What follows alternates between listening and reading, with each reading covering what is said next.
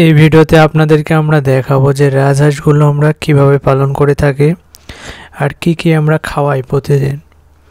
আপনারা হয়তো ভাবেন যে হয়তো আমরা কিন্তু আলাদা কিছু খাওয়াই, আসলে রাজহাঁস খাওয়াতে অত জরুরি কিছু লাগে না।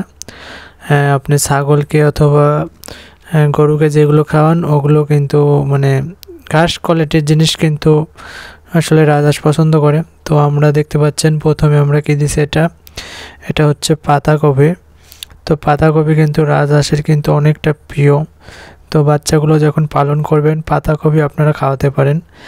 বাজারে কিন্তু প্রচুর পরিমাণে পাতাকপি পাবেন, আপনারা চাইলে কিন্তু বাজার থেকে কিনতে পারেন, কিনে কিন্তু রাজহাঁসের বাচ্চাগুলোকে খাওয়াবেন, দেখবেন যে বাচ্চাগুলো তাড়াতাড়ি ঝরঝরে এবং অনেক বড় হয়। আর দ্বিতীয়ত গ্রামে দেখবেন যে বিভিন্ন জায়গাতে ঘাস থাকে, তো আপনারা কিন্তু এই ঘাসগুলো কিন্তু একটু রাজহাঁসের পাশে বসে থেকেই কিন্তু খাওয়াইতে পারেন। তবে ভুলেও থুয়ে আসবেন না, কারণ কুকুরের কিন্তু প্রচুর অত্যাচার প্রত্যেকটা গ্রামে হয়তো সকলেই জানেন।